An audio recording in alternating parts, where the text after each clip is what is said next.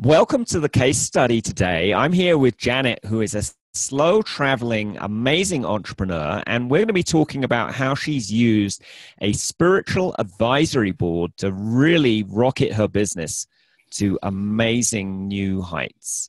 So, welcome, Janet. Hi, thank you.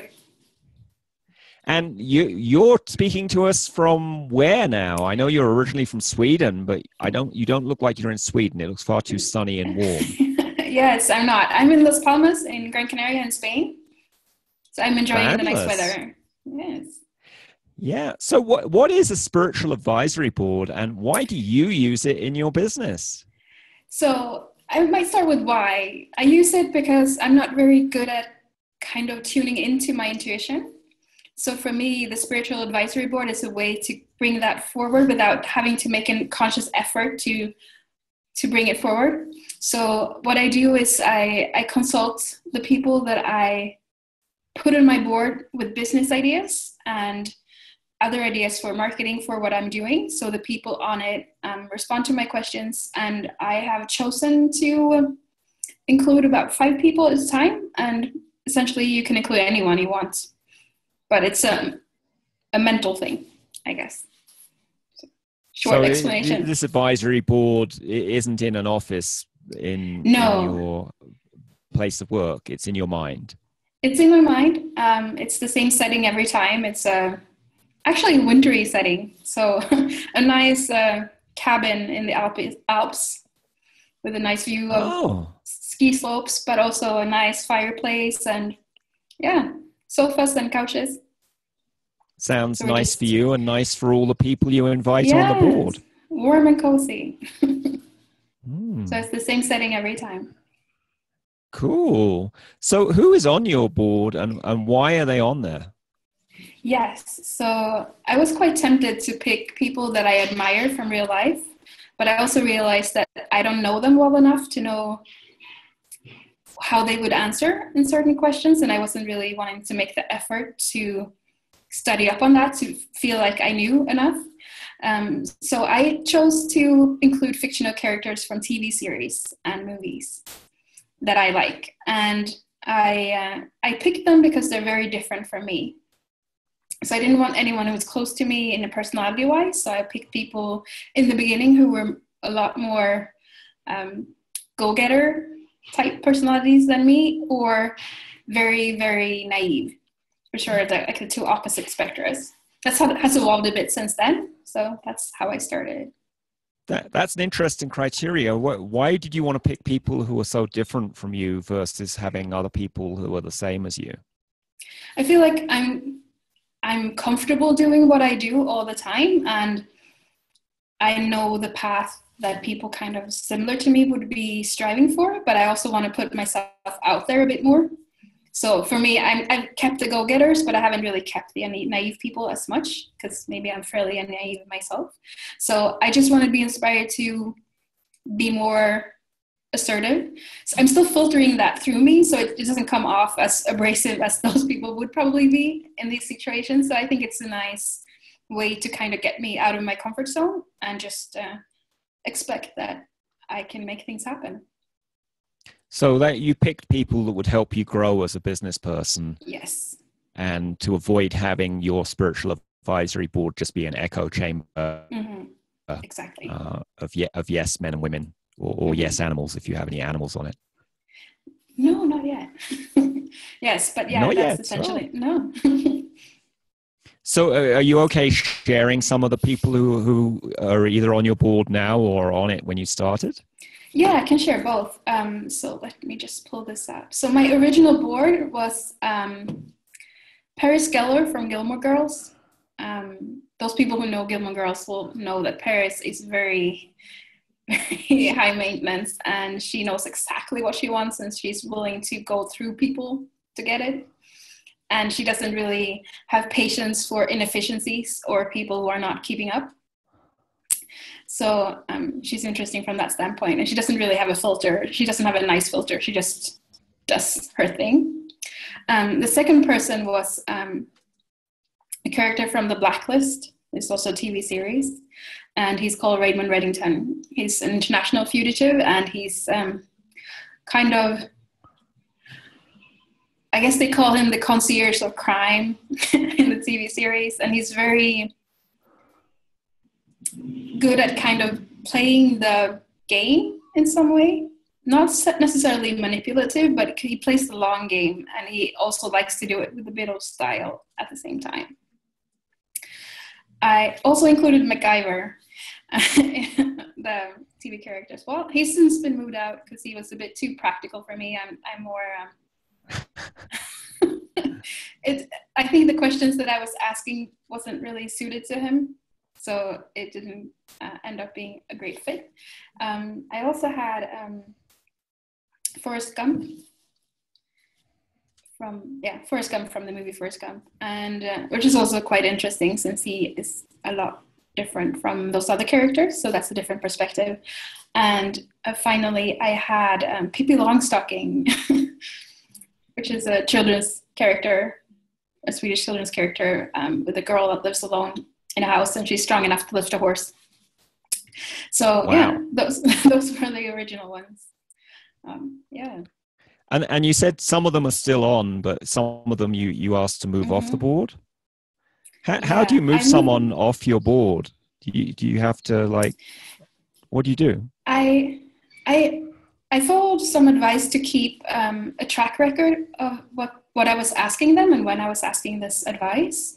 And then I actually wrote down every answer that I got. And I went back to see which advice I followed and how that turned out for me. And also if I'm constantly overlooking someone's advice, either I should maybe try it, or if it's always off point, then maybe they shouldn't stay. So some of them had a couple of tries, and it was probably good advice, but it wasn't quite as on point as the others. So I thought I could find a better fit. So I was just thankful that they came, and then I tried to find someone else.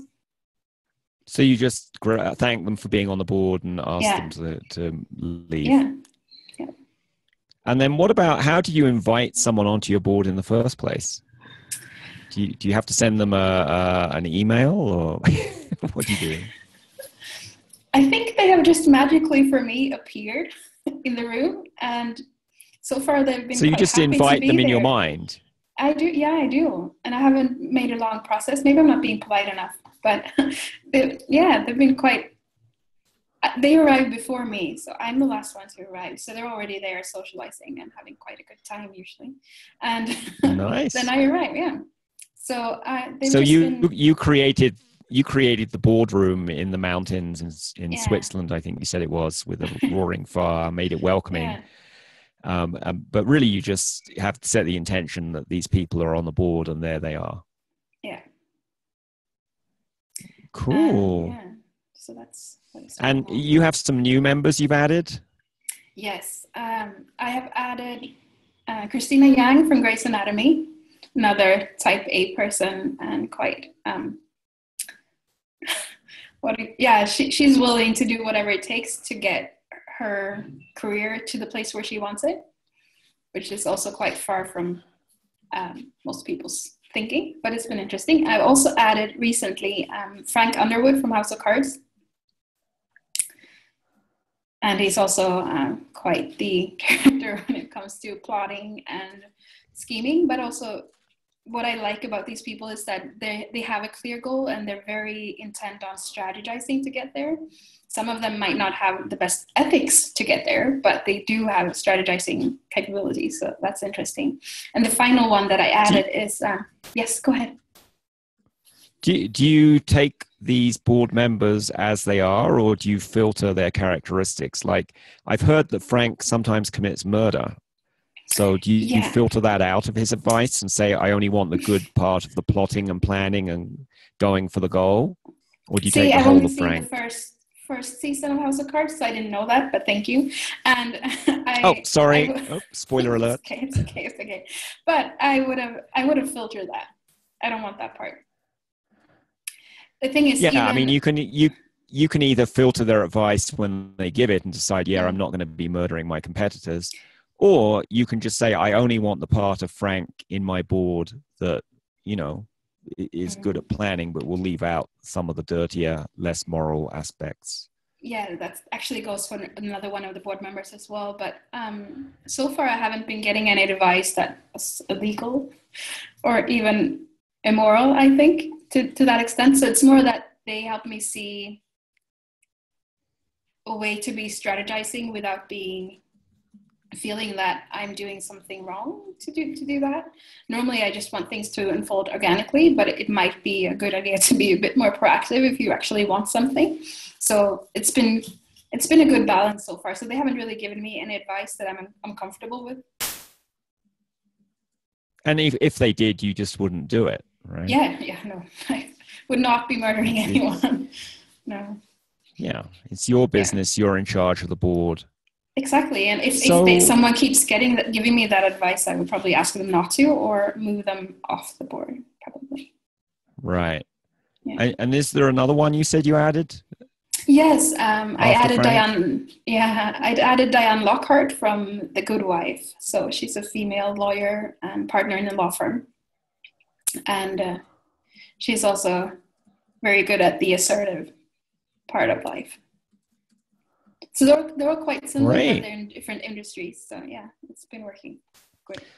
So you in your board, you've chosen to add fictional TV and book characters who you admire and who had characteristics that you wanted to grow into or you felt would be useful in giving advice.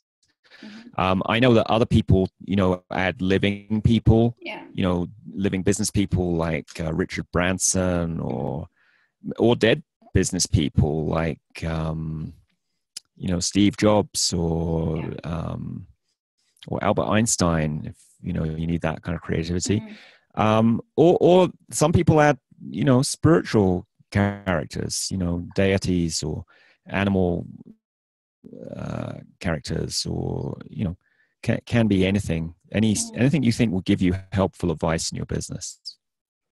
So lots of freedom there. And you're totally in control of who's on the board and whether they stay on or not. And what aspect of them. I write about in my book, Intuitive Leadership Mastery, that Genghis Khan you might have on your board because he's very go-getting, but maybe you don't want to conquer the whole of Asia just this year. So leave out the rape and pillage part of Genghis Khan. Yes. So great that you have this board. Has it helped you much in your business, or?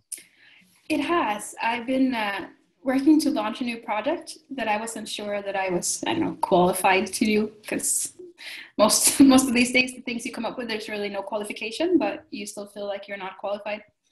So I've been asking how I can make it as useful as possible for people and what it would take to make it a good learning experience, because this is a learning community that I'm working on, and also how to best market this experience for people. So I was starting out asking very specific questions and getting very short answers, which were good, but still very short.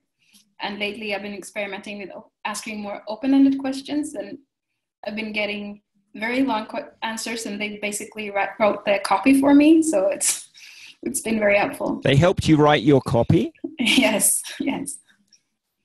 I asked them who this community would be helpful for and why, and how they would describe it to someone who didn't know about it. And they all gave really, really lengthy answers that I wrote down. So. Wow. How much do you have to pay them?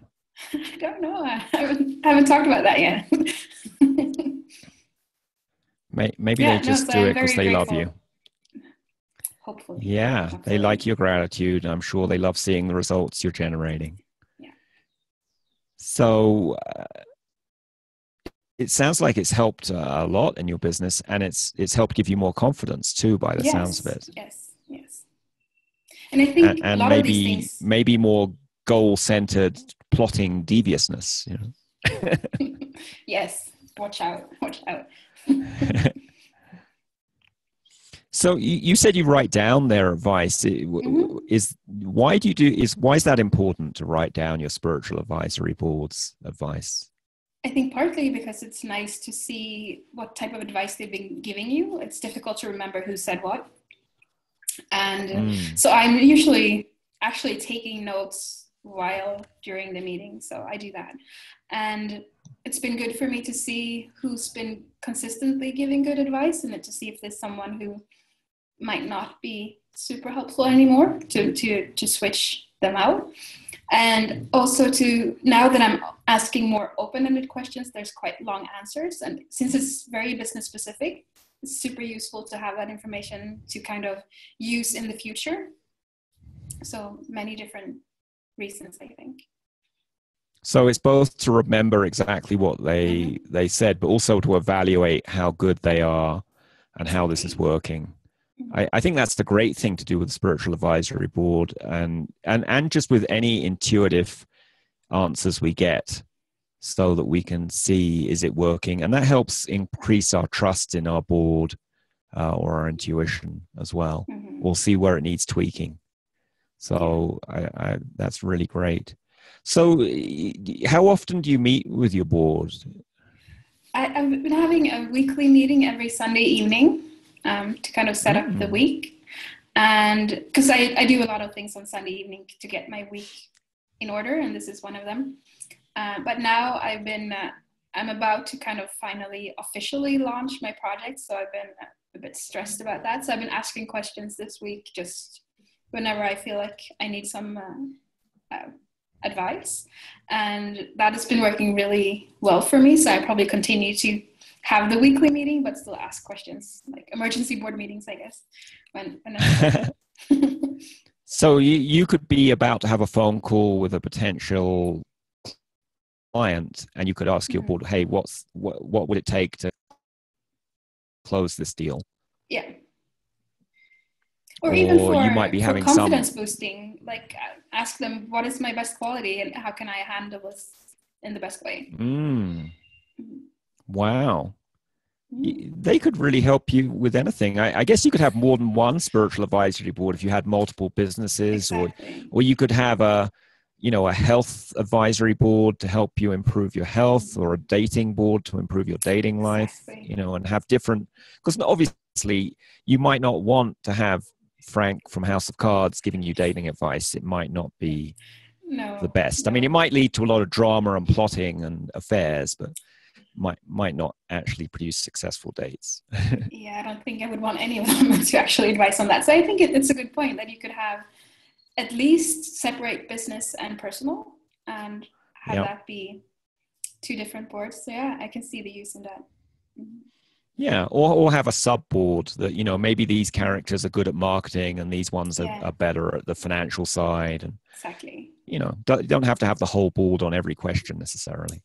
No, and also I think at some point I actually invited someone else into the board just for one specific question. So like a guest board member. Exactly. I love that. It's like the Shark Tank.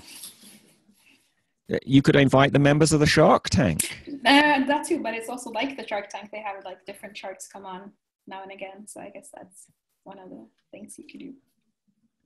Right. No, so I'm still exploring. I've only been doing it for like a month and a half now, so I'm learning what works best. Have you ever asked your board members if there's anything what would it take to make this board even more effective for my business? I have not. That is a good question. Maybe they have suggestions for missing board members, or how else you could utilize it. Because they're not going to do stuff unless you ask them. Actually, generally spiritual I've been guides. getting advice that I haven't asked for as well, but maybe I ask it. Yes.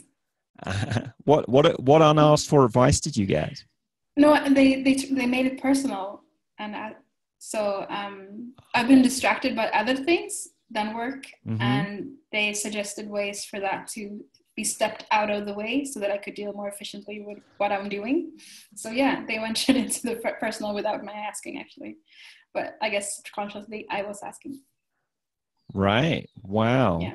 Well, I am so excited about what you're doing with your spiritual advisory board. And I think this is going to inspire a lot of other entrepreneurs to create their own spiritual advisory board and just experiment with it. This may be good for other people, maybe it isn't, but until you try it out, you really can't tell. And I just love the way you take notes so you can check back and see if the board members are being helpful or not. So and besides the good advice, it's also quite a lot of fun, I have to say. So Oh, I how's it recommend it. fun for you? Well, it's just interesting to see, especially now that I'm using TV characters, but I think it would be the same if you use someone you admire, how they would approach your life situation and just have a conversation with them, right? So I don't know. I'm Mm. enjoying it. So it's sort of like you've got a free mentorship with all these really Yeah. skillful board Yeah. members. Mm-hmm. And I know that's something I've heard from quite a lot of entrepreneurs. You know, how do I get famous person X to be my mentor? Yeah. Well, add them to your spiritual advisory board. There they go. And they're You always don't there. have to, and they're always there. You can have Mm-hmm. emergency meetings with them anytime Yeah. you want, or a regular weekly meeting. Mm-hmm. And I remember I met you first at Entrepreneur House in Barcelona, Yeah. and you were really organized about how you did your business there. So I just can't imagine with a spiritual advisory board behind you, there's probably nothing that can stop you. Oh, we'll see. Hopefully. Yeah. But I'm very pleased with how this is working out for me, and it's giving me a way to change my thinking. So it's been great. Cool. Well, thank you, Janet. If people want to find you and your new company, how would they do that? Yeah, they can come to everlearners.com and they will find all the information there. Fabulous. Yeah. Well, thanks so much for being on this case study. Ciao. Oh, thank you for having me.